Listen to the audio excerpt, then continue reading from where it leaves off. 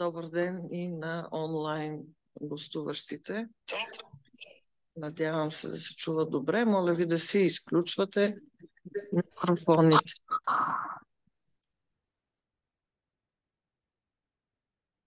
Това съм аз. Да, моля ви изключвайте вашите микрофони.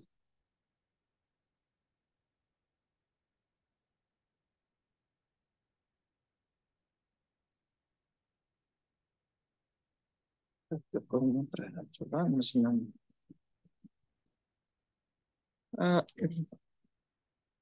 Задачите и хипотезите на изследването, припомням, чрез сравнителен анализ на произведението от двата основни периода от творчеството на Златю Бояджиев, да определя кои елементи от художническите умения се управляват, контролират, произвеждат от лявата хемисфера и кои от дясната. Ще направя това, когато проследя, когато открия, намеря кои от белезите от първия период изчезват във втория и това ще бъдат белезите, функциите, които се контролират от лявата хемисфера, защото Златю Бояджиев я загубва повече от 2/3. И хипотезата ми, която сравнително скоро се роди, хипотезата за невъзможните фалшификати, тук съм забравила да го сложа в кавички, невъзможните. Предположението ми е, че фалшификатора, който има налични две добре функциониращи хемисфери, няма как да се изключи лявата и винаги по някакви елементи ще може да бъде разпознато, че или е рисувана, или е пипала друга ръка, защото има и такива случаи, в които по-голямата част от картината си е наистина от Златю, но някъде някой е пипнал някакво малко парченце.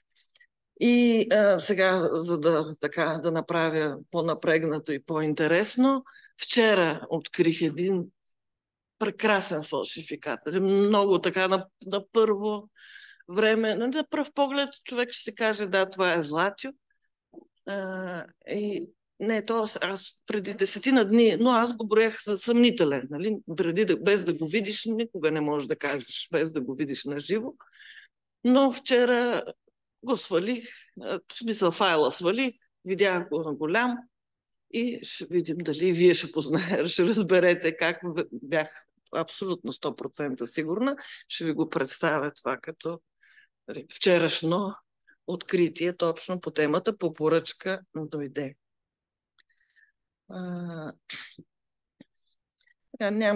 Има ли нужда да повтарям или няма нужда? Нали? Добре, прескачаме ги.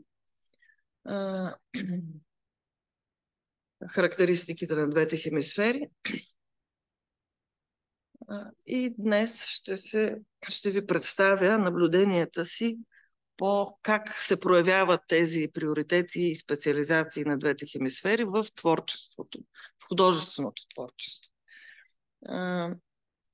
Някои от неговите близки са напипвали много правилно, много прозорливо са оценявали какво се е случило в него. Художника Кирил Деспотов казва, че като че ли е изтрита мозъчната надстройка, придобита от живота след изселването от Брезово.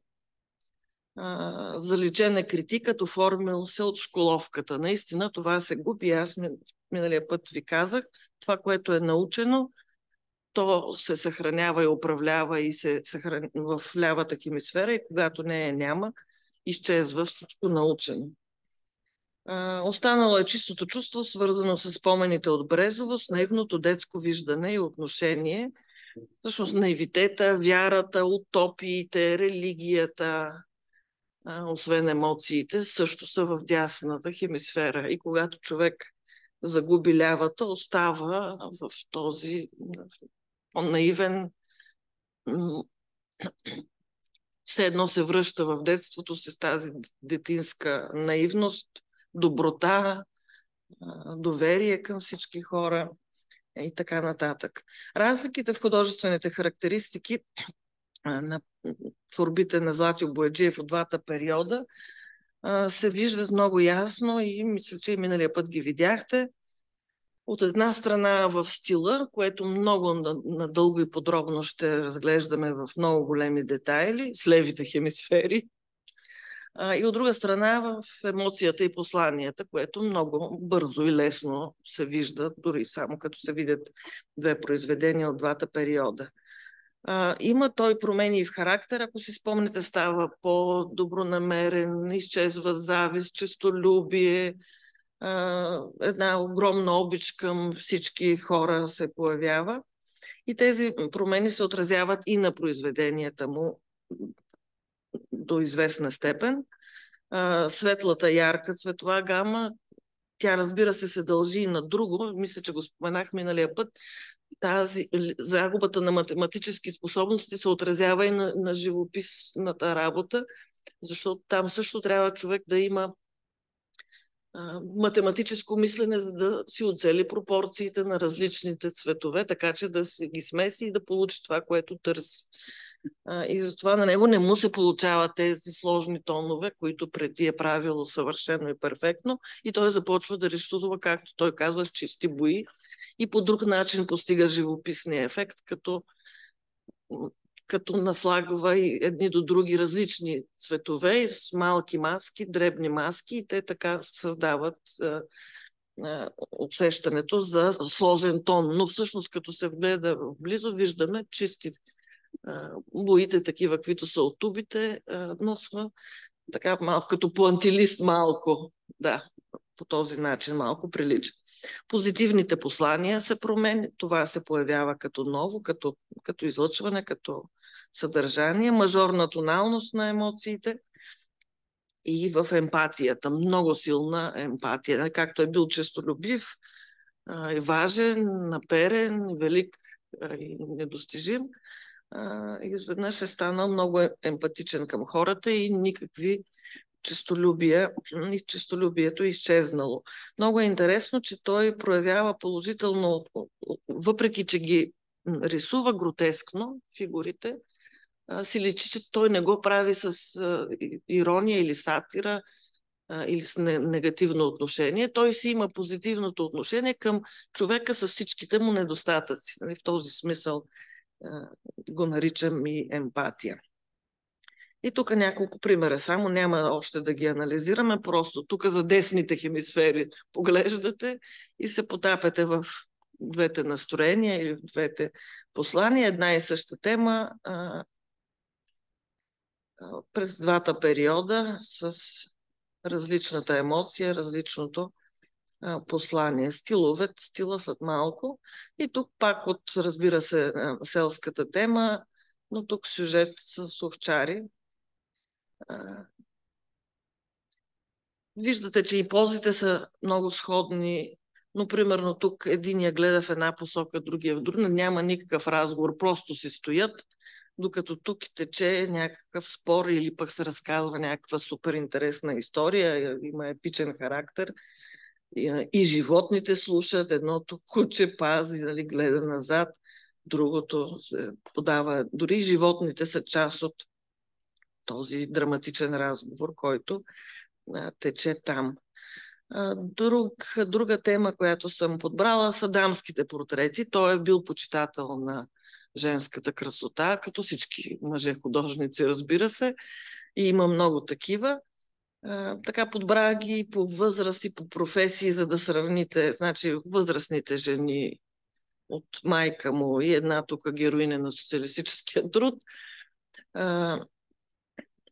Тук са много идеализирани, както виждате, такива сериозни, някакви големи драми, но са много сдържани, разбира се. Вътре са драмите и съвсем леко се усещат. Тържествени и най-вече идеализирани, докато във втория период са такива, каквито са. Ето, героинята на социалистическия труд, нали, напълно изразява, нали, интелектуалното ниво, всичко си личи, колко е доволна, колко изкуствено се е разтегнала уста в усмивка. Тук жените на средна възраст, неговата съпруга, тази, аз не знам каква е по професия, но да речем лекар, бизнес дама, нещо такова, сериозни на средна възраст, с всичките отговорности. И младите, тази за мен, според мен е актриса и с цялата тая театралност на жестовете. И виждате колко са освободени, докато тук и младото момиче е стегнато, сериозно, гледа страшно в някаква посока. Има някаква полза, докато след това са напълно свободни и представят характерите си. Той представя характерите им такива, каквито са, без да прикрива някакви качества. И сега започвам с подробните анализи на произведения от двата периода. От първия са много малко на брой, сравнително. Много голяма част съм показала, защото той рисува много бавно.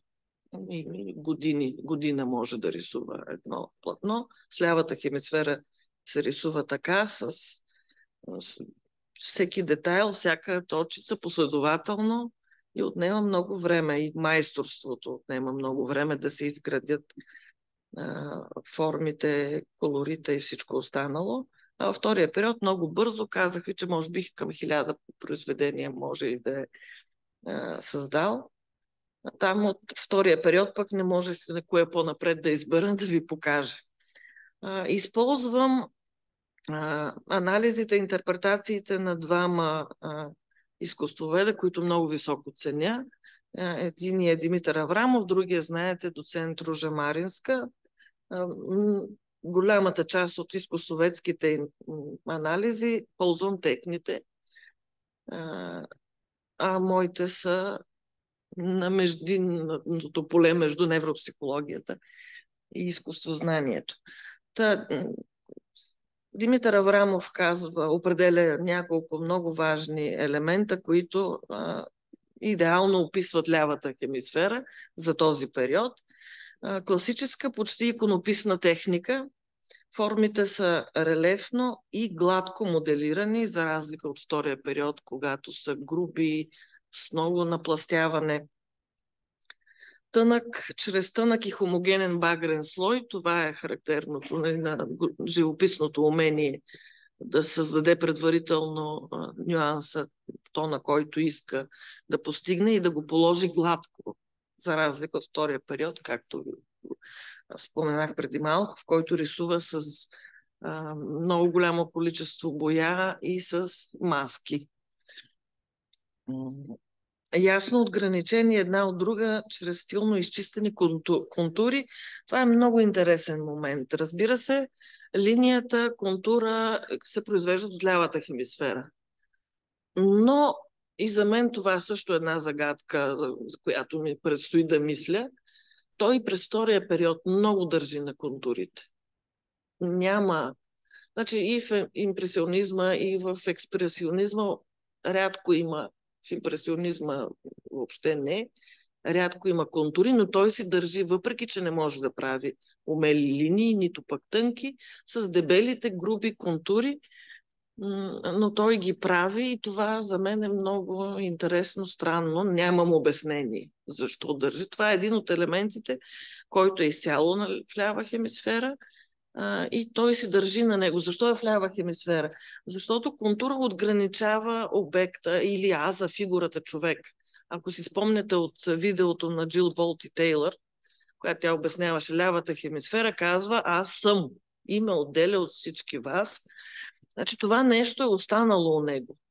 Той, въпреки цялата емпатия към другите хора, явно тези понятия за индивида, за отделното са останали.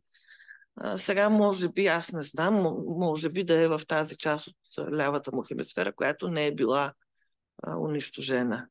Може би да е там.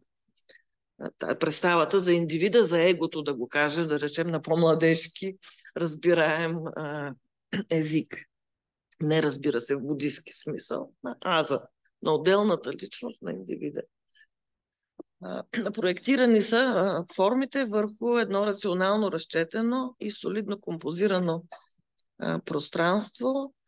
Това са също математически умения и той в първия период, разбира се, ги има.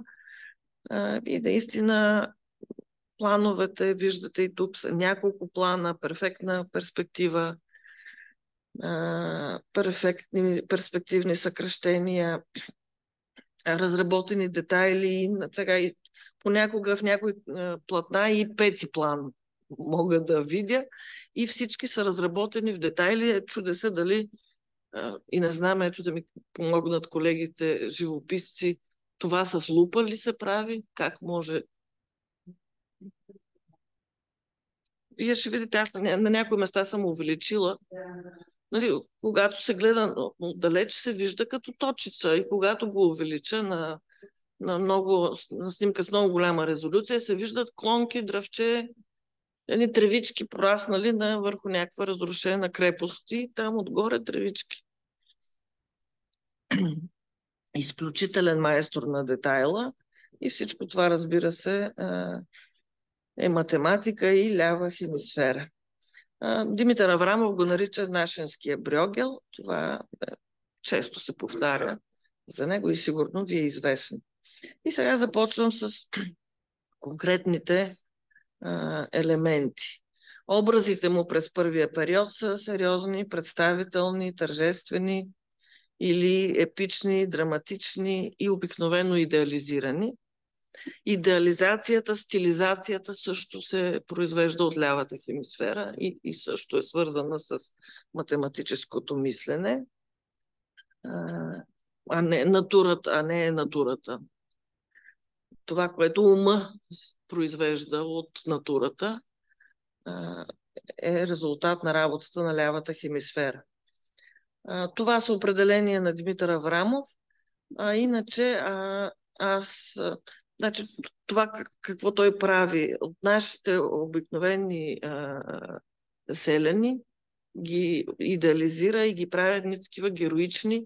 Например, за мен това би могло да бъде Одисей, който си говори там с по-младите участници в Троянската война. С този увития шал ми прилича на източен някакъв мъдрец или на влъхвите, на тримата влъхви. Един такъв ми внушава царски персонаж, въпреки че си е най-обикновен селски човек. И това, което и аз много се дразня, когато говорят за Златю Бояджиев, че представя селския бит. Никакъв селски бит не представя. Той представя героизирани селените. Някакви като митични герои, митични персонажи. Нали, тук те не се занимават с нищо селско-битово. Моля ви, колеги, гостите, които са онлайн, да си изключат микрофоните.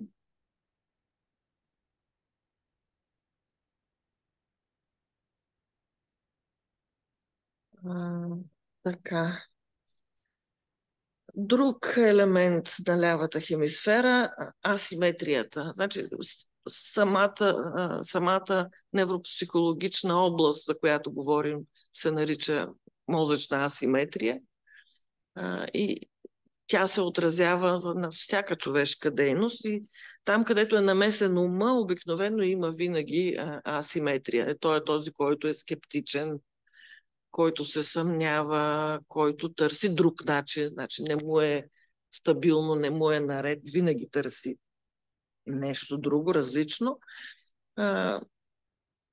Асиметричната, много често само асиметрични композициите, тази тук е с един така за овален диагонал с дървото и хората, които си почиват, и виждате, всички са натежали, всички са в долния ъгъл на платното, а в десния горен ъгъл е небе, облаци, такива ефирни тополи са, може би. Той много обича тези пухкави дървета. Дърветата му са или такива с някакви дребнички пухкави листа, или пък са отрязани дървета. Това му е много също един елемент, който явно е някакъв много важен символ за него, защото го има и в двата периода.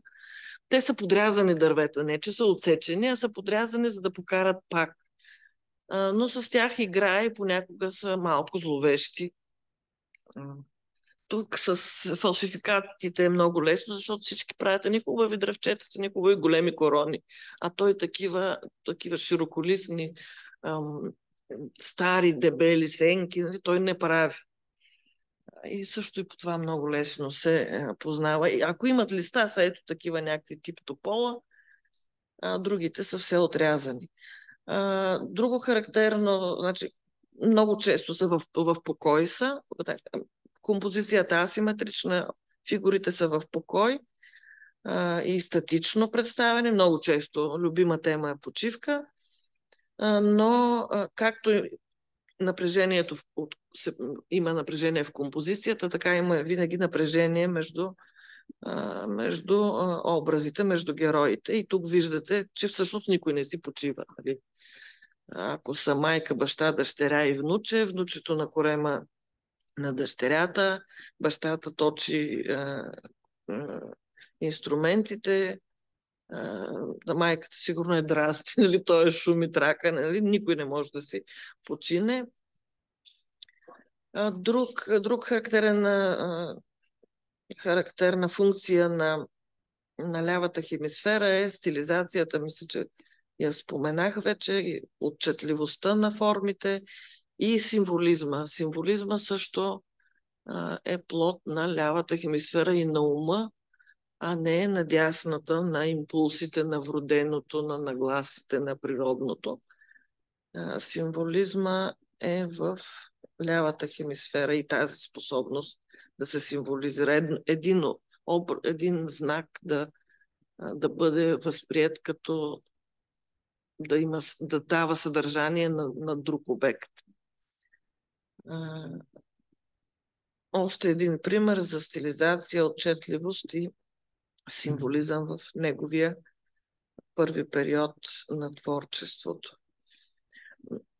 Един от най-лесните, поне за мен, начини да разбера или да заподозра някоя работа за съмнителна, дали е оригинална, е точно в областта на рисунката, на линеарното изграждане на формите. В първия период много от произведенията му са почти графични. Използва линията, контурите са много ясни, много умели и изключително майсторски, а във втория период той просто не може да прави това. И по това много лесно се познава. Разбира се, и перфектната линейна перспектива, която навсякъде, във всяко едно от тия произведения може да виждате. Всъщност тия елементи се виждат в много от творбите, но аз съм ги отделила да ви представям различни за всеки елемент, колкото е възможно. Перфектните пропорции, перфектните ракурси е много важно, защото гледни точки към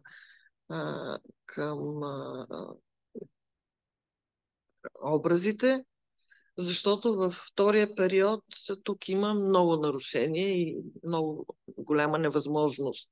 Гледа се от няколко, понякога от 5 различни гледни точки се гледа едно тяло и се получават много големи деформации.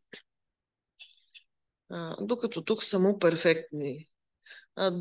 Друга особеност, когато човек рисува с лява хемисфера и изпипва всеки детайл и рисува бавно, не може да си позволи или много, още повече време ще му отнеме, ако са с много фигури композициите. И в първия период много рядко са много фигурални.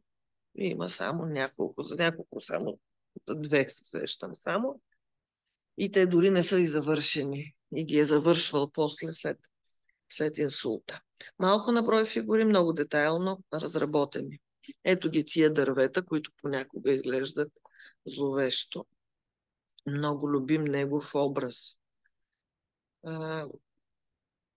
При портретите в първия период тъмна гама за дрехите и изобщо за неживите обекти, и за другите е така. И светли прозирни цветове на човешката кожа, изключително майсторство в предаването на прозрачността, дори на повърхността на кожата. Фона, дрехите обикновено са тъмни. Това също се променя много през втория период. Много голям майстор на светлина, тъмнина и светлосянка. Сега снимката на бащата на художника е много лоша, много е избелена и светляла, но не можах, нямам публикация, иначе другата е правена под мой надзор, така че да бъде представена колкото се може по-близо до снимката в каталога. Перфекционизма в детайлите. И тук съм извадила един детайл. Ето, това е мястото, което съм извадила. И ето ги тук коне. Мисля, че са коне, всичко опашки, стави, мускули, кореми, шините прешлени дори се виждат. Не знам там дали добре ли се вижда, не знам. Но всичко. И също на следващия план дръвчета, ето това тук дръвче, тук се вижда като една точица. А тук си се вижда, нали, как са дръвчетата с клончетата. И това съм се чудила дали с лупа се рисуват такива неща. Защото и в античността има геми, които са много малки, полускъпоценни камъни, които и сега се гледат с микроскоп и са съвършени. И не знам как се постига това.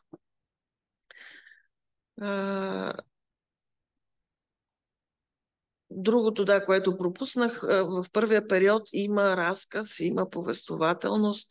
Много често почивките, вижда се каква работа са вършили преди това, сега почиват, после пак ще продължат.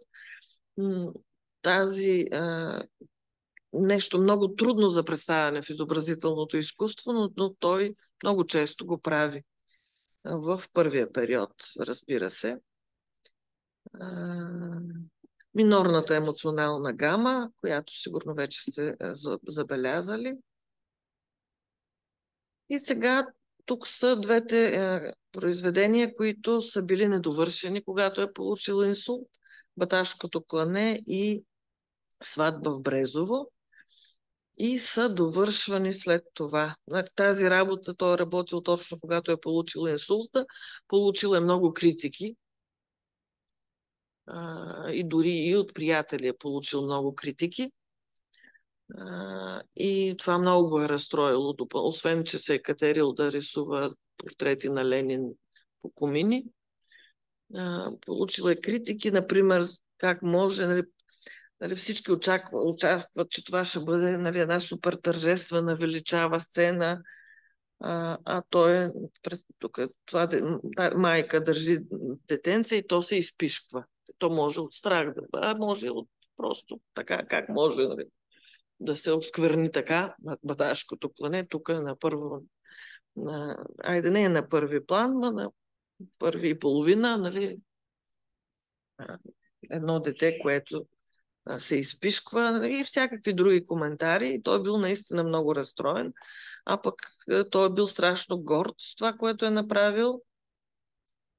И точно тогава му се случва инсулта.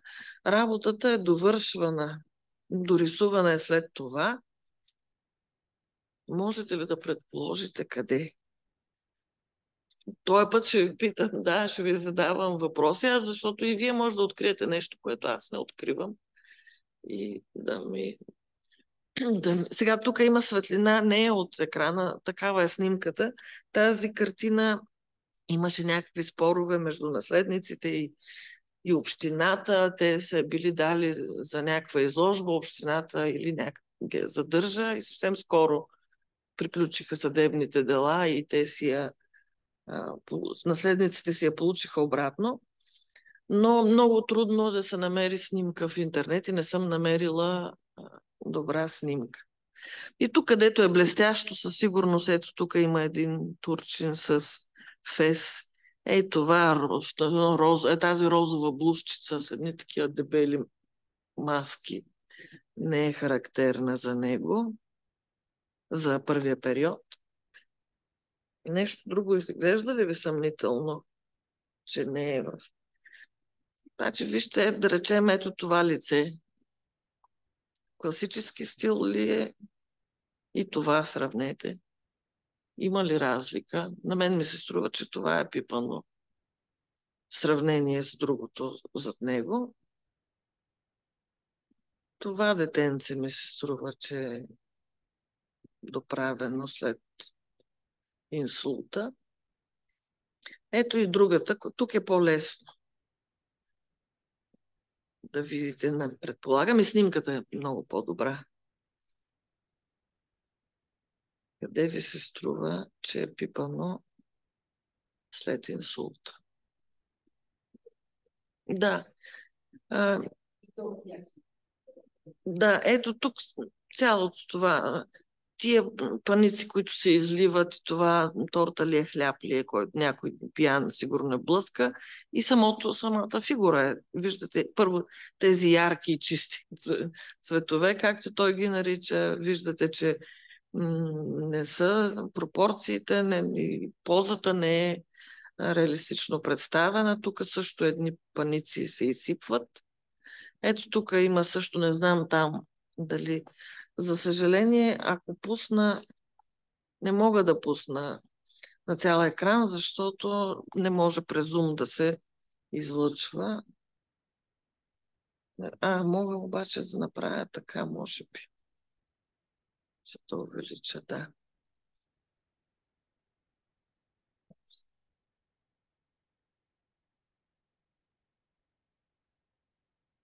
Ето тук има две глави лица, които не са в този неокласически стил. Тези също изглеждат не толкова класически разработени.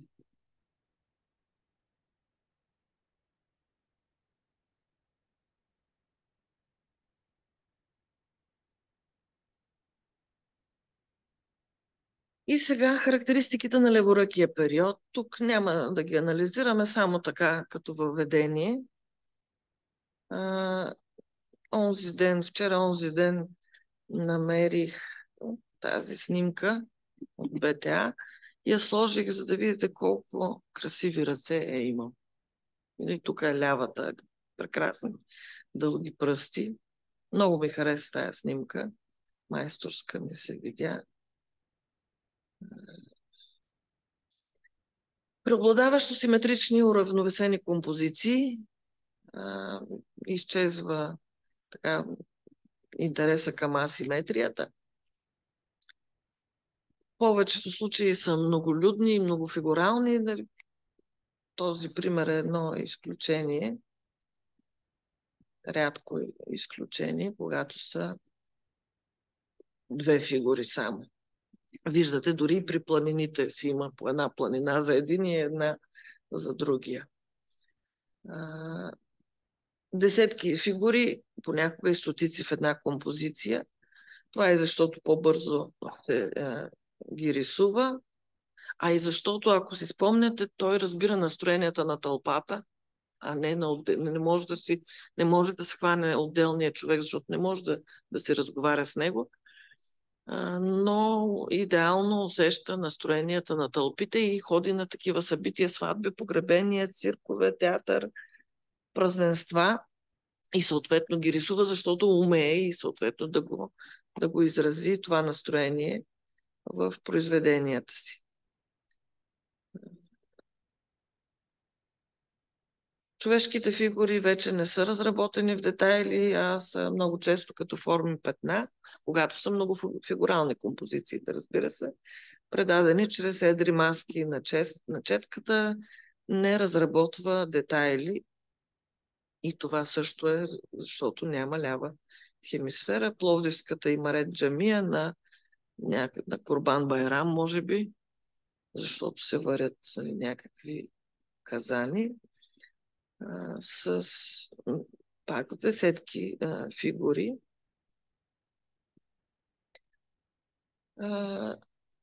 Неспокойните му маски, по тях също много лесно се познава. Фалшификаторите някак не могат. Неговите маски трептят някакси. Те са едни такива, предават идеята на мен поне така, на косматост. Те са едни рошеви маски и много добре стоят за представяне на животни и на кожуси, какъвто е случая. И дават една много силна динамика на формата, на повърхностите, една експресия, която фалшификаторите не им се отдава. И това е също един елемент. Виждате и дърветата, все са без листа и са такива урязани. Един от елементите, които много трудно се имитира. Плътните ярки тонове, включително и по лицата преобладаващата се светла гама, за което споменах и за първия период, точно на обратното, на първия период. И също обърнете внимание, значи в първия период, когато е бил щастлив, от самото начало е бил много одобряван, много харесван, горд, нали, че е велик художник, още от първата изложба. Печелил е прилично, т.е. бил е щастлив, но тогава всички са в минорна гама и всички са някакви трагични, величави и така нататък. А тук в момента, в който е преживял едни от най-тежките неща, които може да преживее човек и да остане жив, той рисува все едно, че е най-щастливия човек в света. И нещо, което пропуснах миналия път да ви кажа, да спомена за арт-терапевтичната функция на изкуството и при него тя със сигурност е изиграла много голяма роля и за оживяването, и за оцеляването и на психиката му, и на волята му, на мотивацията и на всичко останало. И ето, нали, самия факт, че са толкова позитивни произведенията от втория период, на мен поне ми говорят точно това, че те са имали за него арт-терапевтична функция, защото реалното му състояние въобще не е такова.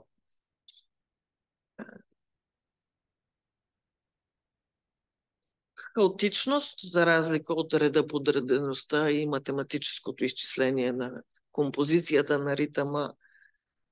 Тук всичко е хаотично, особено когато са много фигурите.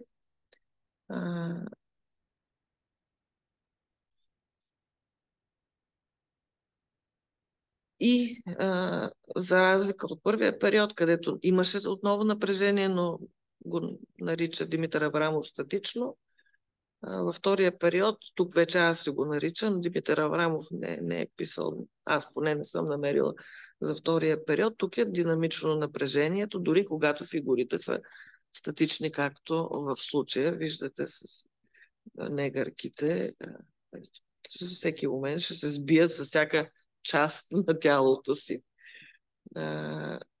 Не разработва опозиция светлина-тъмнина, защото и не може, не че такъв избор е направил. Тук също математическото мислене е важно.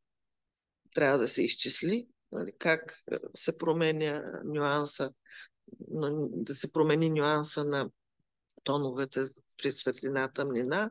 Почти не разработва светлосянката и много често формите са понякога напълно плоскостни, понякога има само леки елементи. Тук там е някоя светлосянка разработена. Много големи нарушения има по отношение на различни елементи на перспективата. Тук съм представила нарушените планове. Не се развиват дълбочина, а височина. Аз го наричам етажно. И някои са си наистина абсолютно вертикално разположени, а някои са стъпаловидно, но пак се развиват повече в височина, а не в дълбочина. Много характерни са картините, платната от Мелнишкия цикъл, защото тези пясъчниците му служат за идеален фон да си разположи по тях, но той не ги разполага както плавно се движи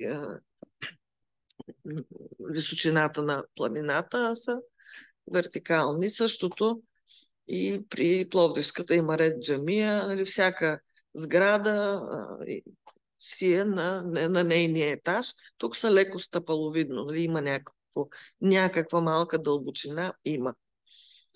Но понякога са абсолютно вертикални плановете. И това не е някакво решение. Перспективата също се усвоява като умение с лявата хемисфера и отново с математическото мислене. Други перспективни нарушения, много често фигурите на преден план са по-дребни от тези на втори план или даже и от на трети. Това е свързано по-скоро с дясната хемисфера, не толкова с липса на лявата. Всички знаете сигурно обратната перспектива в религиозното изкуство и в античността, и в средновековието е високата едрата фигура на този, който има по-важен статус, примерно боговете или царя. Религиозните чувства и преживявания са в дясната хемисфера. Т.е. когато човек няма лява, религиозните му тези нещата, които са обусловени от вярата му, от доверието, няма никакъв контрол върху тях. И много често тези художници, които са наивисти или дори независими, да са избрали този стил, те използват и тази обратна перспектива и много често имат отношение и към религията също.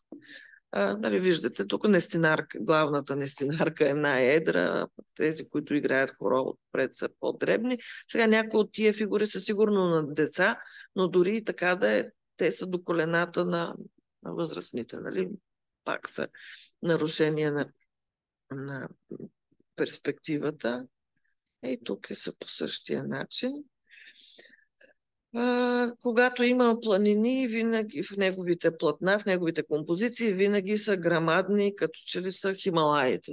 Няколко пъти по-високи са, отколкото трябва, и те започват, нали, терена, нивото, от което започва планината, всъщност е над последната там сграда или над последния втори или трети план. И ето тук са с няколкото случаите, един от случаите с няколко гледни точки към един и същ, към една и съща фигура, или както са тук. Значи, красивен гледал фронтално, ръката и горе, торса фронтално, и от тук гледа към главата, които винаги са фронтално много малко. Също не е проблем, освен не е проблем, много ясно да се облегава. Значи, да се облегава,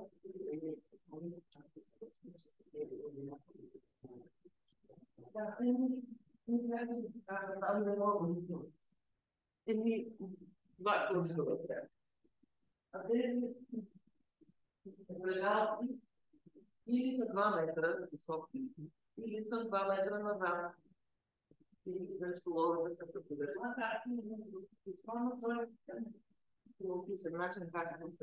Извинявам се, нищо не се чува.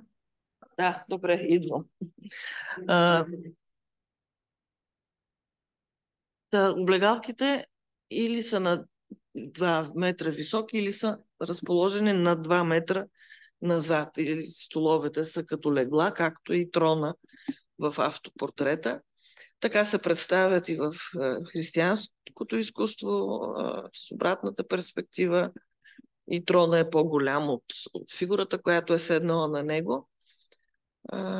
И това е една много характерна особеност и тя отново е свързана с липсата на лява хемисфера и невъзможност.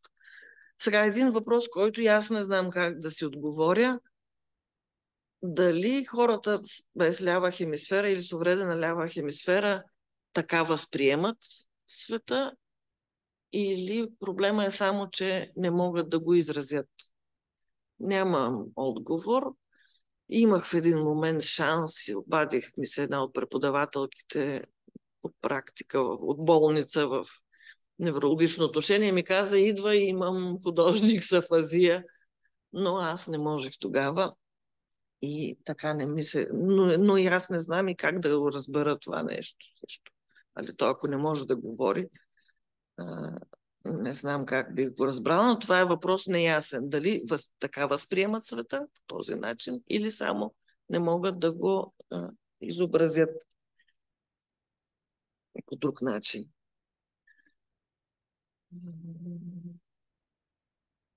Същите подобни няколко ракурса, несъвместими и в пейзажите. Тук този вдясно с дърветата малко ми прилича на египетските изображения на рая, които и дърветата започват от края на градината и се виждат изцяло. Тези нереалистични ракурси и няколко ракурса също деформират пропорциите на човешките фигури. Тоест образа, формата се възприема правилно и се представя правилно, но са деформирани пропорциите на фигурите. И това отново е липсата на лява хемисфера, а това, че формата се възприема и се изобразява разбираемо, да го кажем така и правилно, това се дължи на факта, че възприемането на формите и узнаването на предметите, какви са, тези гнозисни функции, са в дясната хемисфера. Формата е усещана, но са деформирани. И тук, значи, веднъж все едно е ниско долу и виждате грамадните ходила и обувки, което е нещо, той в първия период много други любими елементи, пък от човешкото тяло са ходилата и ръцете.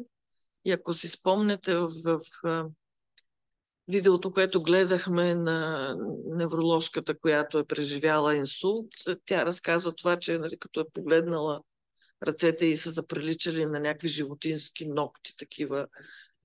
И изобщо цялото тяло, че е изглеждало много странно. И при него го има това с ръцете и с ходилата, много хиперболизирани.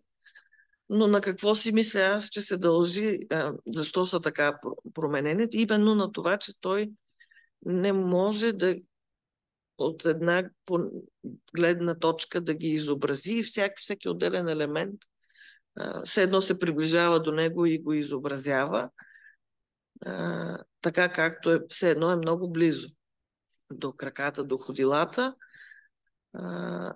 и малко отгоре. След това долната част на тялото фронтално и горната част пък я гледа отдолу нагоре и пак са тези малките глави, много дългите ръце, които все едно, че ги гледа отдолу нагоре и това, което Микеланджело е направил с Давид, нали, да му направи много тънки крака, заради което той сега е в опасност да се повреди, да падне, да се счупи.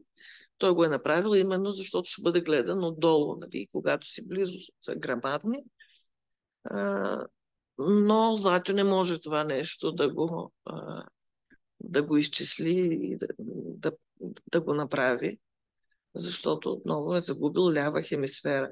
И ето тук и миналия път ви споменах нещо много интересно, което ще ви и обясни, и ще ви помогне и да разпознавате съмнителните за фалшификати работи или пък друга ръка, която си е водена от лява хемисфера. Това са когато човек има инсулт и се правят изследвания на невропсихичните му функции, така че да се оцени колко е голям и в кои области на мозъка е, му се правят такива изследвания и една от задачите е да се прерисуват тези форми. И аз си спомням, още не бях завършила, имахме още лекции в програмата по логопедия и ходихме на практика в едно неврологично отделение и аз вече бях напреднала с това изследване и ги разпознавах. И тогава, шашках тази моя преподавателка, която после ми каза, ела, имаме художник с афазия. Аз поглеждам рисунките и казвам, този, нали, инсулта му е в лява хемисфера, а на този в дясна, защото знаехте за тези изследвания. Знае, вече бях работила по Златю Бояджиев. В средата са формите, които трябва да се прерисуват. Сега тук случай е различен. На някои хора с много тежка форма на епилепсия им разрязват мазолестото тяло, корпус калозум, това, което свързва двете хемисфери, за да не се разпространява увреждането и в другата хемисфера, да се остане само там, където е огнището на епилепсията. И на тези хора, всъщност, каквото правя с дясна ръка, т.е. изцяло диктувано, управлявано от лява хемисфера и обратното. И тук такъв е случай. Човек с разрязан корпус калозум му е дадена задачата с лява ръка да прерисува формата и с дясна да я прерисува. Ето тук много ясно виждате, че с дясна ръка, т.е. с лява хемисфера, никаква е само правоъгълника някакси малко е схванат. Квадрата е малко като правоъгълник, но виждате, че и с лява ръка малко е станал правоъгълник. Нищо друго, нито триъгълника, нито кръста, триизмерната форма, съвсем нищо. Няколко успоредни линии. Тоест, лявата хемисфера се занимава с графичния образ, с линията, с рисунката. А дясната хемисфера възприема формите, правилно ги възприема, но не може да направи една свясна линия права или ъгъл прав. Виждате, че като с една, особено по-сложните форми, една трепереща ръка. И наистина е така. Ако имате време или вкъщи пробвайте, с лява ръка да направите куп, няма да се получи така добре, както с дясна. И това не е от тренировка или не, защото аз пък съм си тренирала лявата ръка, но тя все така си пише търпеливо или си рисува. И ето тези треперливи линии на Златю също не може да се докарат от човек, който си има нормална лява хемисфера. И когато окото свикне да му ги разпознава, стана ли при вас? Освен ако вие сте леворък, обаче, справя ли се?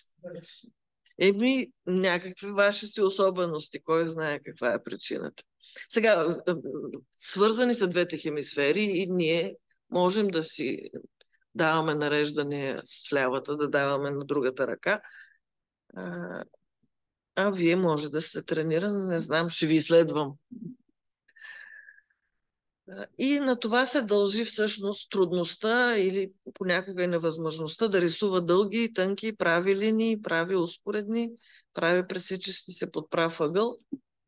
И има, когато наживо и в неделя, тия, които ще дойдат, когато наживо видим картините, по-добре ще видите, когато някъде му се получават, нали, тези извивки, кадравини на линията, той след това или с фона ги им слага, нали, замазва ги, доработва ги и с фона или с съседните цветове. Ето тук на тия панталони виждате много точици тук там и с светли, не знам дали се виждат, с светли цветове, оранжеви, бели, жълтеникави точици, които се появяват навсякъде.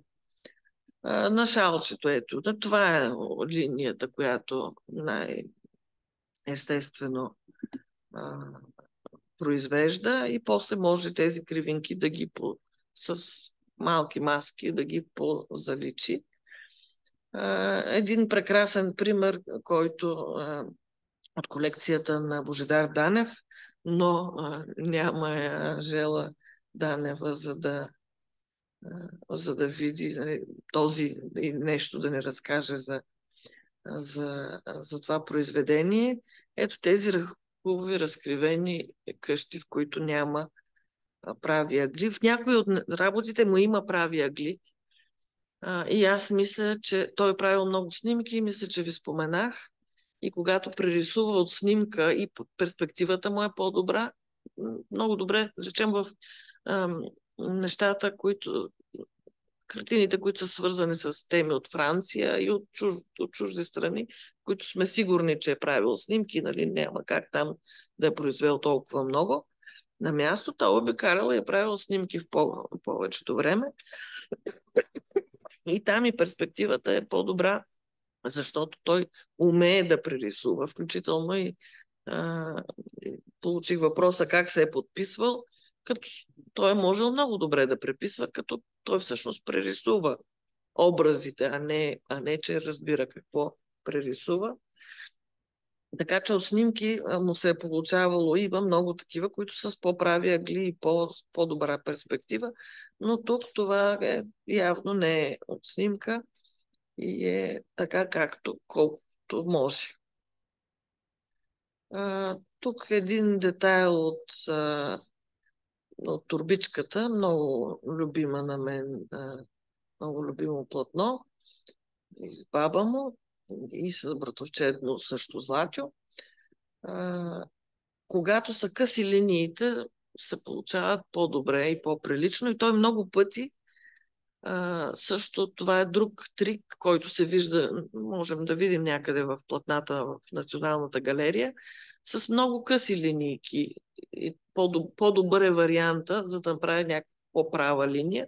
И това отдалеч въобще не си личи, изглеждат съвсем прави, но когато наживо се види, се виждат маските, че са много къси линии съединени. Пак не са идеално прави или не са като умела линия, но са по-добри. Това много по-добре се вижда в рисунките, че линийките са къси. Изобщо за него почти в целия период са характерни късите маски и само в последните години започва да прави по-умели, по-дълги маски. Пак точно по тази причина, защото иначе пък ръката, нали, трепери. Виждате така тази къдрава линия при дърветата.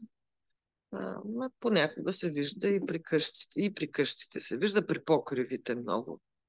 Често при портретите използва къси линии. Ето тук се виждат как много къси линии се получава отдалеч така по-умел контур. И тук една рисунка от първия период, за да видите майсторството му от първия период. И сега няколко примера именно за маските. Това платно вече ви показах. Много характерните животни, кожи, тази динамика, която създават неговите специфични маски. А тя е от 57, от 50-те години. 60-те години започват да се появяват малко по-прави, но отново са къси линии, не са някакви дълги маски, но тук, да, примера, започват и някои по-прави, които в края на последните години е успял на някакъв начин да измисли малко и по-дълги. Но отново са неравни, отново има там, където боята е изтласкана извън, отстрани на четката, също е с някакви неравности.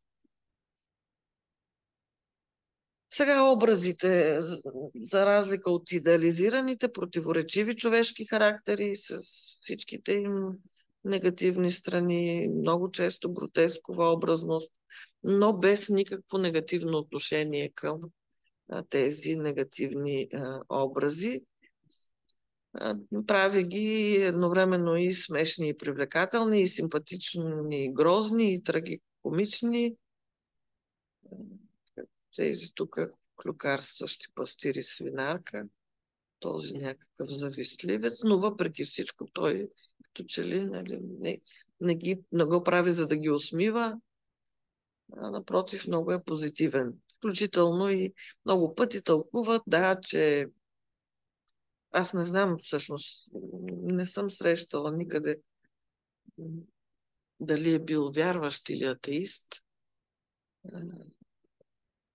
но има образи и всички винаги ги тълкуват такъв, че е усмиващ свещениците, но аз не съм Не съм много сигурна. Този магически реализъм, този стил, който доцент Ружа нарича магически реализъм, има много фантастичност в неговите композиции. Тук виждате, че ние, наблюдателите, виждаме какво рисуват от другата страна художниците. Това са бараците.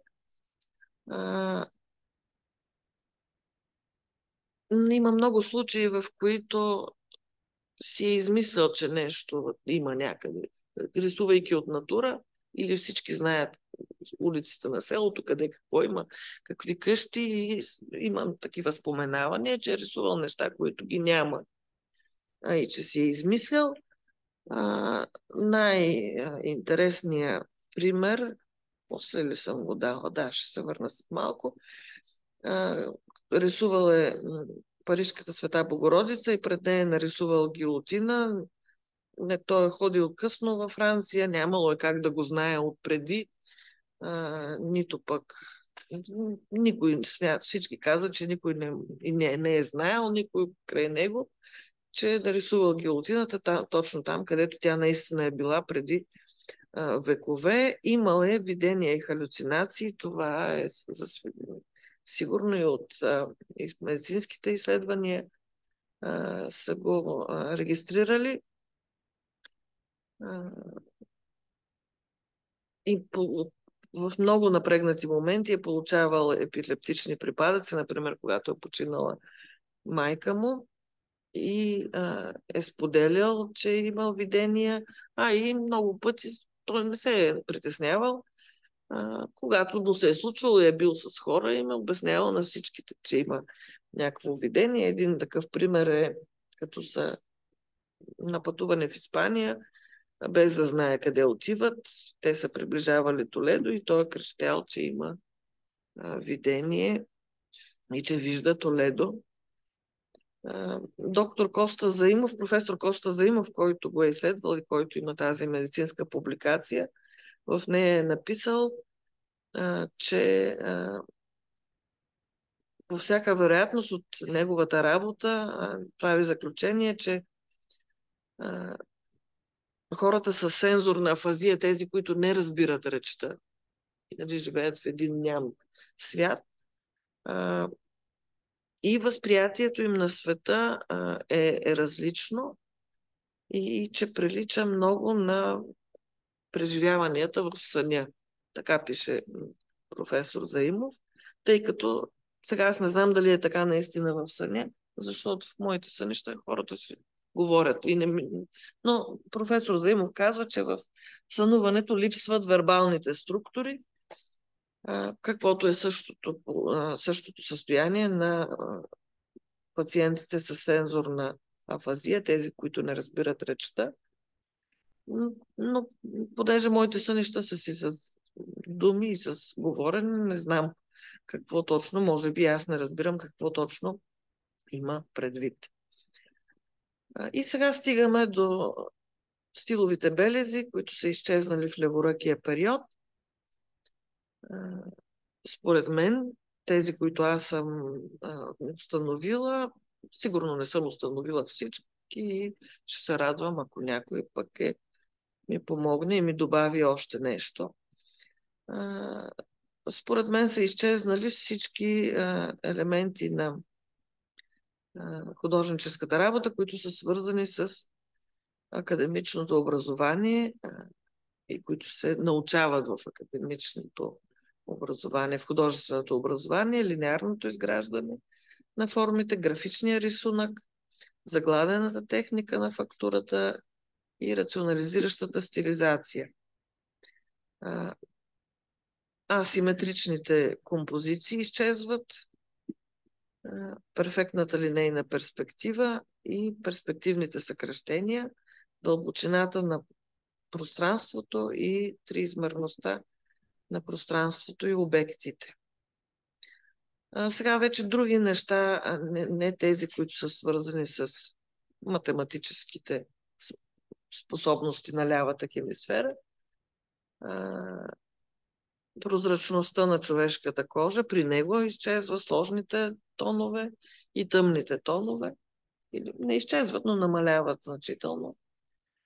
Представането на времето, което то по принцип не е характерно за изобразителното изкуство, но при него е било много характерно и той е много обичал да рисува повествователно. Подреденост и разработване на детайлите, абстракцията, теоретизацията, идеализацията на образите и минорната тържествена емоционалност.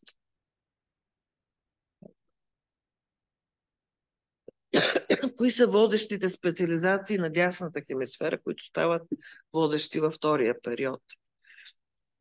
Форми, цветове, лица, музика в създаването на произведенията, говорихме миналия път, експресията на емоции, пространствената ориентация. Симултанния анализ, моделирането на цялото, а не на детайлите, представянето на съвкупността от елементи, а не на детайли, и предава информация основно за настроение, чувства и оценки, а не повествователно, както преди.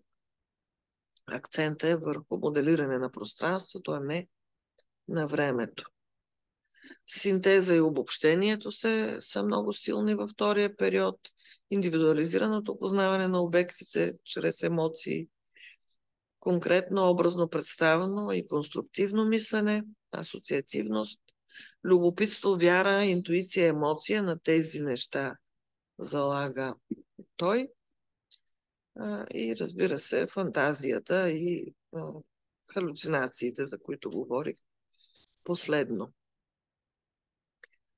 И сега тази подтема за периодите и подпериодите, за които всъщност миналия път Надя ме попита и всъщност аз го казах съвсем набързо. В периода на дясната ръка има случаи, има произведения, в които се забелязват стиловите характеристики на лявата ръка. И това е съвсем естествено, защото в първия период той си има и двете хемисфери и може да си избира с коя да работи повече или пък как да ги смесва, или по-равно, или коя да е малко повече от другата. И разбира се, там всички белези са на лице и могат да бъдат, защото той си е имал наличен целия мозък. Периода преди инсулта аз разделям на два подпериода. Казах ви, че тук границата е 39-та година, когато посещава Италия и се запознава с европейското изкуство. И ето тук 3 примера как е рисувал до пътуването си в Италия. Съвсем тези, особено първите две, съвсем като във втория си период с лявата ръка. Разбира се, тук си има лява хемисфера, перспективата си е също идеална. Контури, линии са си на лице, но той рисува с едри маски, направо с шпакълта, с няколко движения и нали, къщата е готова. Разбира се, за фигурите повече време, но той рисува и на пръв поглед са водещо дясно хемисферни, въпреки че си има елементите на лявата хемисфера. Тогава това е периода, в който е работил в ателие за фирмени надписи, учил е в художествената академия все още и работи така експресивно.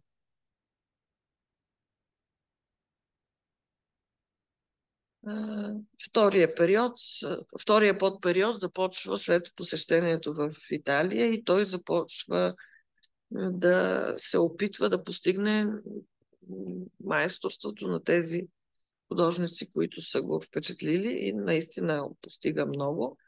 И всъщност от този период, след 39-та година, са всичките тези примери, от които аз изведох ляво хемисферните характеристики, елементи на художническата работа. През този период, на какво се дължи тази промяна? На обучението. Разбира се, той тогава все още е студент.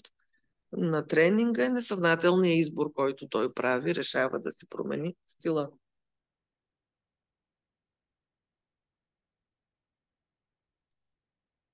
Но в същия период от време на време се рисува пак от другия тип картини, които условно наричам дясно хемисферни. Ето това са няколко. Този косач, който ви казах миналия път, мисля, че на доцент Мирчева и казах, че много ми е любим. Зимата в Пловдив. На нивата също много любима. И свинарката.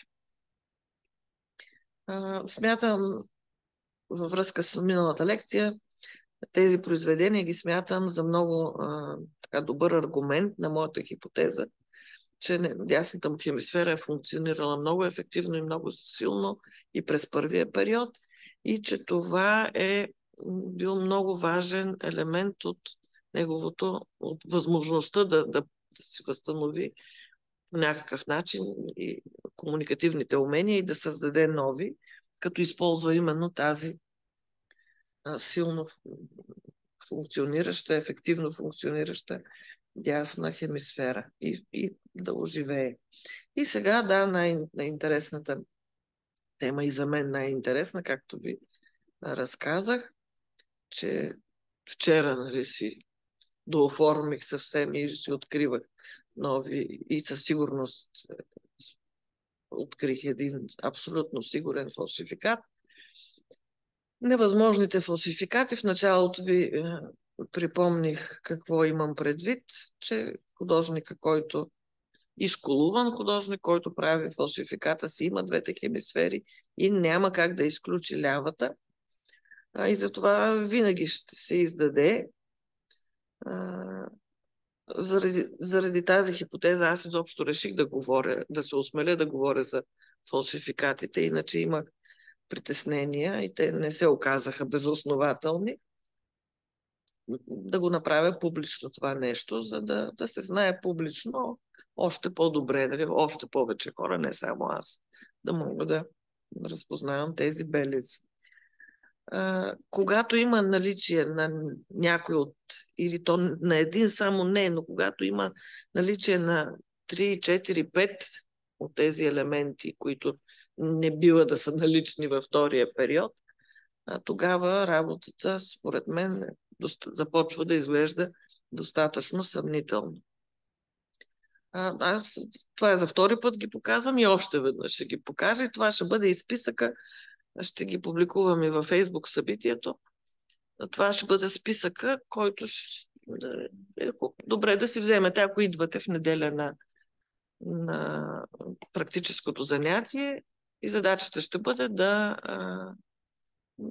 намерите доказателства, аргументи, примери, поне за 3 такива липсващи елементи, които са налични в първия период и са отпаднали във втория.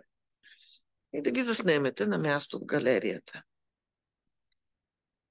Няма да ги повтарям пак. Ето тези трите, откакто изобщо се занимавам с Златю Бояджиев, трите са ми, ги имам отдавна базата си данни и ги смятам за много съмнителни. Едната има дата 55-та година, това е 4 години след инсулта. Те са по различен начин. Значи 4 години след инсулта тук прави едно прекрасно лице, много миниатюрно, триизмерно, нали? Академично, школувано, прекрасно е това малко лице. А 73-та година, 3 години преди да почине, ето такива. Значи трябва фалшификатора обратното. Значи тези, които е сложил 73-та, те биха излъгали експерта, че са от скоро след инсулта, защото са много неумели. А пък тази е доста по-умела и, нали, ако за да излъже изкуствоведа експерт, би трябвало да не е с такава ранна дата. Да кажем, научил се вече и лявата си ръка е научил да работи добре. А сега, да видя. Да, давайте вие какво си мислите, защото може преди да ви аз кажа, вие може да откриете нещо, което аз никога не съм забелязвала. Така че по-ми е интересно вие, ако имате някакви предположения. Да, дърветата не ги прави по този начин. Госпожо Гичева. Да, става обаче много тежка микрофония, когато... Да, ли? Ами не знам на какво се дължи. Аз ви чувам прекрасно. Дължи се на това, че говорите по микрофон и тук са включени микрофоните. Значи тези, които сте онлайн, за съжаление, няма как да се включите. Моля ви, изключете микрофоните. Благодаря ви. Аз ако го изключа, няма да ме чувате. Не бива да ви чувате. Да правиш микрофония, моля да изключете микрофона.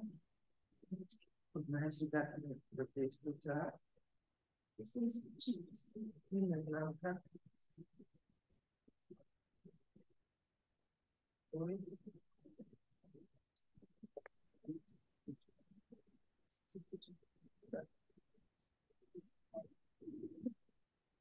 Казахте нещо с дърветата?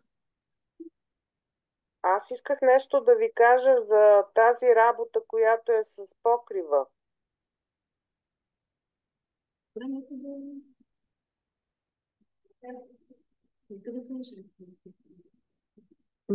Аз не я чувам. Микрофонията. Ми напише в чата. Колега, може ли да напишете в чата вашия въпрос, защото наистина не знам дали ме чувате. Ако може в чата да задавате въпроси, защото в залата са ни доста усилени и не се чува добре, наистина става микрофония.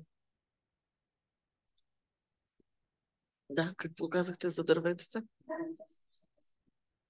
Да. Да.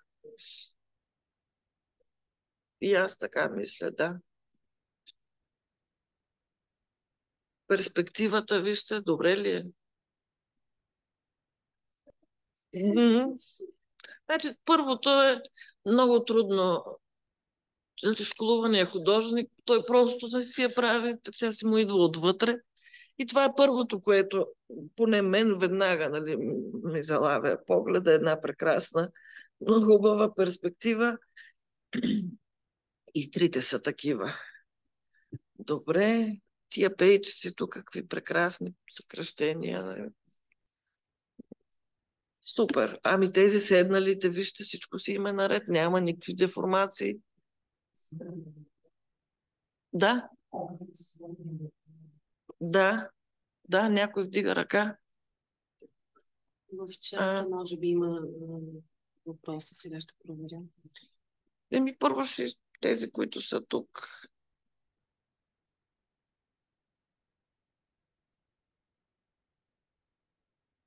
Сега, аз не знам, понеже аз не съм художник и ето тъкмо вие ще ми кажете. Когато се правят такива заоблени линии, не е ли различно, когато се правят с лява ръка и дясна? Значи, мен ми се струва, че така умело, когато се започва отгоре надолу и се завива, както са тези тук линии на дърветата. Струва ми се, че това с лява ръка няма да бъде направено така свободно, защото ставата не се движи лесно в тази посока. Нали? Да. Важно.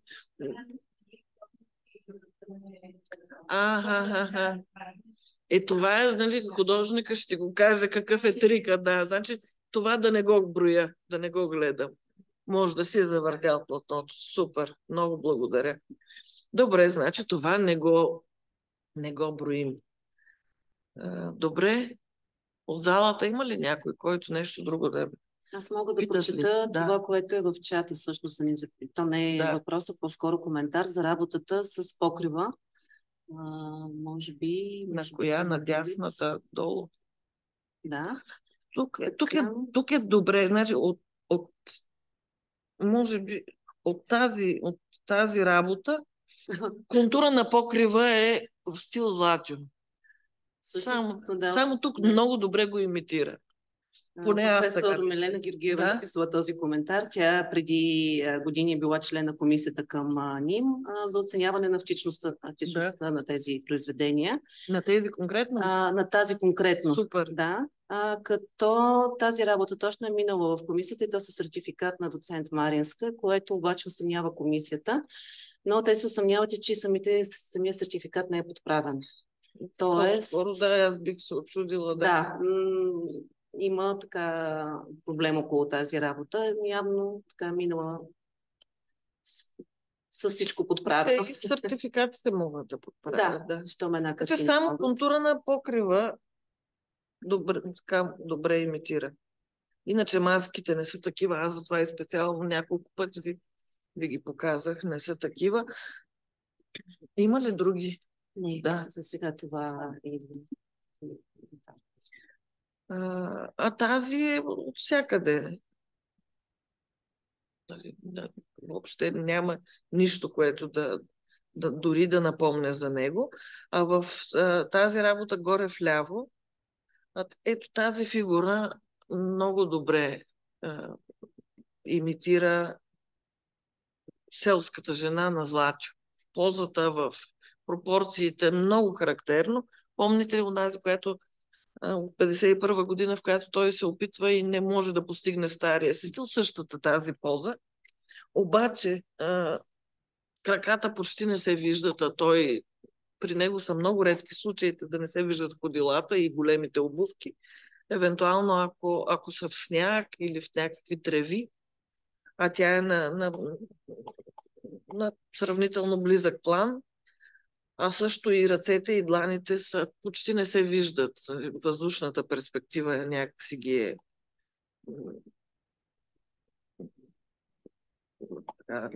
направила по-невидими, и което също не е характерно за него. Другия начин, по който подхождам за да преценя, разглеждам други оригинални платна от същите години. И когато сложите до това, което той е правил през 55-та година и другото, тогава също много се засилват разликите. И се вижда разликата. Ето ви тук едно негово дърво. И то е много характерно. А тук се виждат по-вероятно, ето, също по специфичен начин ги прави. Но тук тополата повече прилича. Ето от 73-та година в сравнение с какво е правил 73-та година. Тук разликата е още по-фрапираща. 73-та година той вече започва и с линейна графичната работа да постига някакви неща и с лява ръка. А тук това въобще го няма.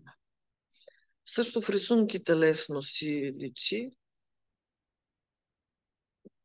Може ли да предположите защо аз се съмнявам в тези работи?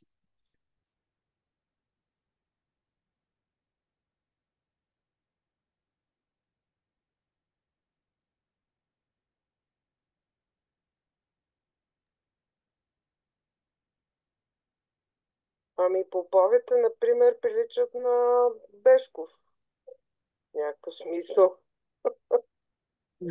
Нищо не разбирам. Значи, понеже става микрофония, нищо не разбираме. Напишете, моля, Бешков само, но не разбирам. Аз нищо не разбирам. Напишете, моля ви, в чата, защото от микрофонията тук става неразбираемо.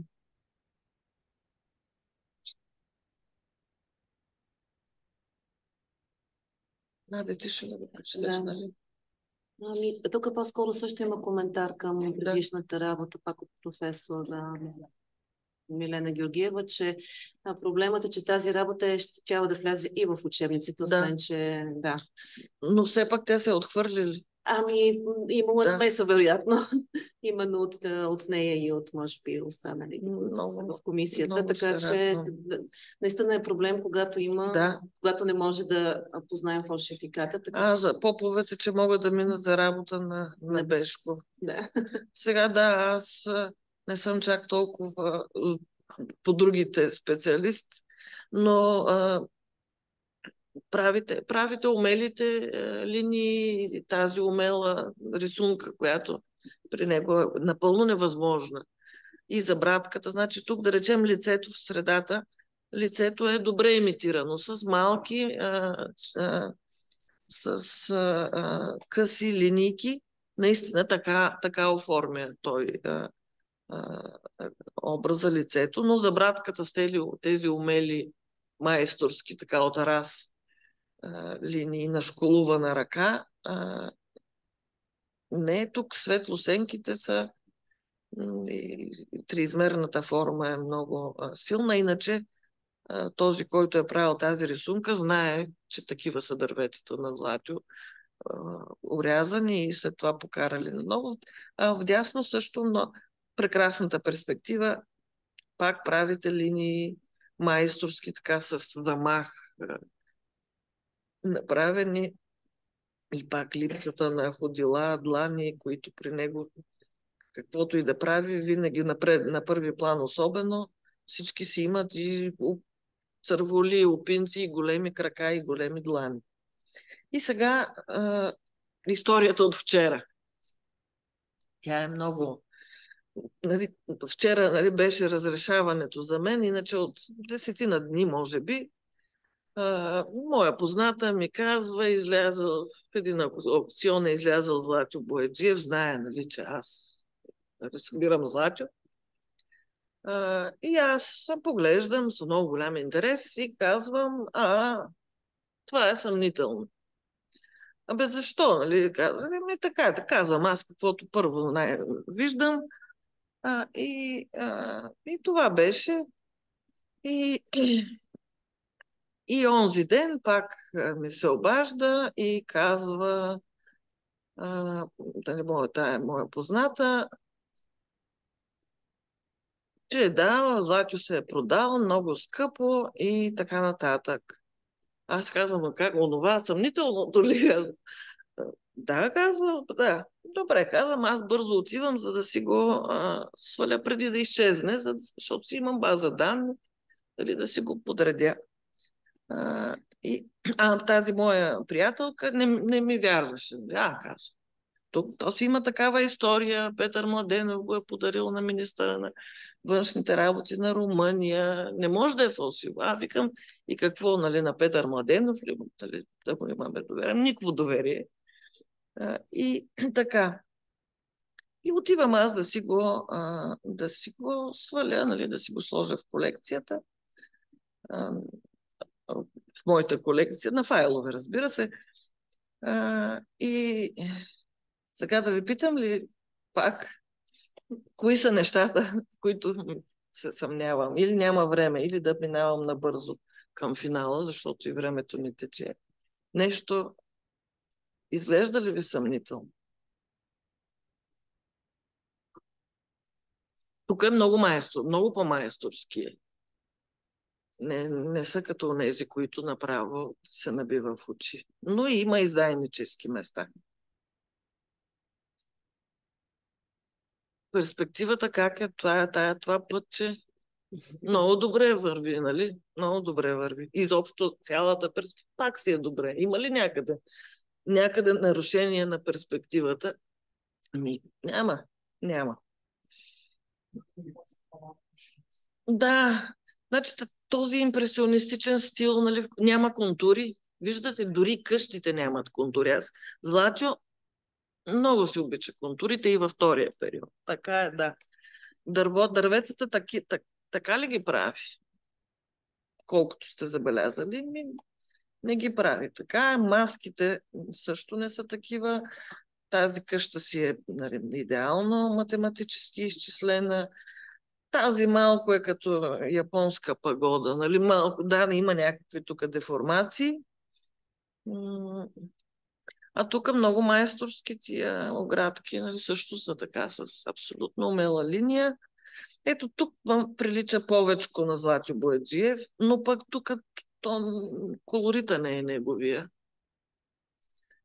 Тези тополки са съвсем, нали, и не в неговия стил, да. Така ли? Правилно. И какво виждате тук?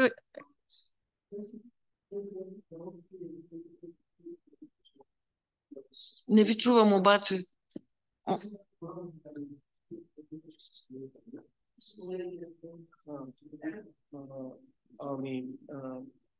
Самия замах, с който се прави, Да. той изписва З, буквата З, примерно. Да. Буквата Б на мен ми прави впечатление и крайната буква В. При него сякаш в по-рано и след това ми прави впечатление. И след инсулта сякаш последната буква В е с много такъв сигурен замах.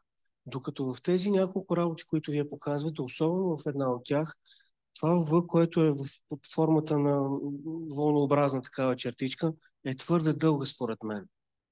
Да, там е това. При подписа е това, което открих вчера, но за съжаление не мога да го пусна на цял екран е анимирано, защото аз ви го бях направила този слайд, нали, да се постепенно да се... Буквата Ж също има сякаш разлики в някои от периодите. И аз затова умишлено гледам датите, самите години, които са изписани отдолу. Да. Има и разлика явно в оригиналите.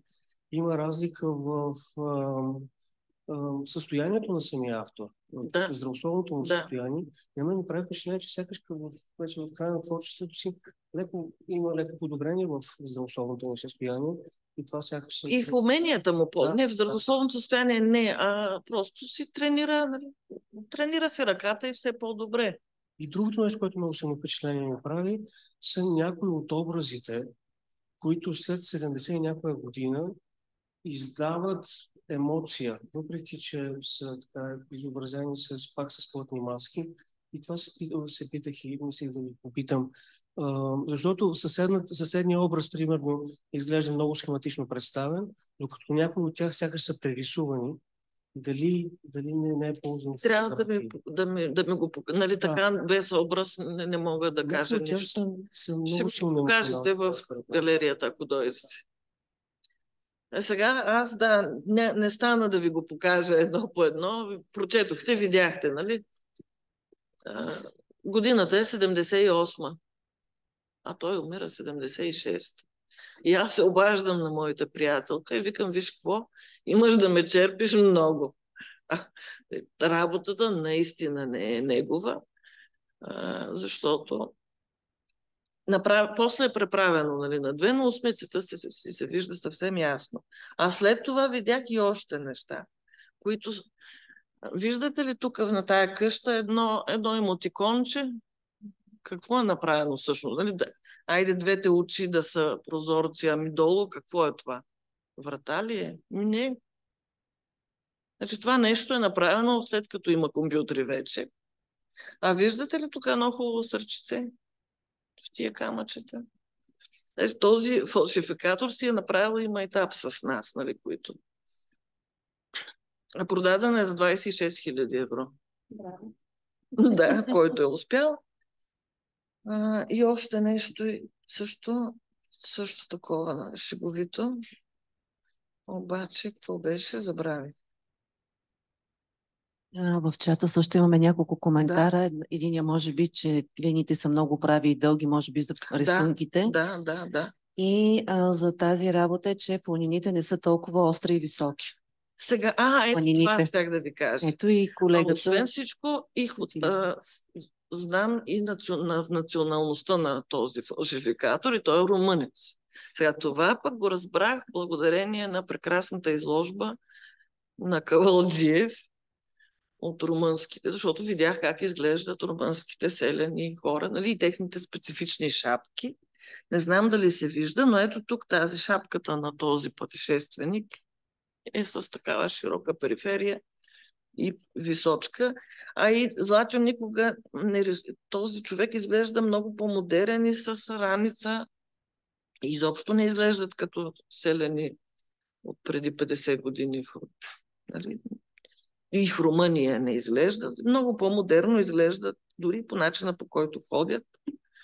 А също и тази фигура на пътешественика, който тръгва към моста, тя е леко, торса е леко завъртян наляво и много добре е предадена позата. Също. А тук има някаква фигура, като призраче такова, точно както се в детските анимационни филмчета правят призрачетата. Ето тук. Но пък тази селска жена, прилича на селска жена и прилича тялото на златювите селски такива едри жени. Тук има и нещо друго призрачно, не знам какво е, нещо кръгличко. Но това си е, нали, също една от смешките, които вероятно са направени така, да се подиграят на нас. И може и да има нещо, но друго, което интересно, което вчера си мислех. Вчера изобщо и не съм спала, нали, се забавлявам тук с тази работа. Чудих се каква е тая къща, като че ли покрива да е изгорял. Такива теми. Също и темата, нали, на Златю. Това не му е тема, не му е интересна тема. Никаква драма няма, нали, някаква човешка, освен да речем изгорялата къща, но то не е къща, а всъщност някакъв плевник. Че Румъния са тези високите покриви. Аз първо си казвам това, той да е бил, като е бил във Франция, може би. Друго също. В Румъния е бил през 59-та и през 47-та, а не 70-те.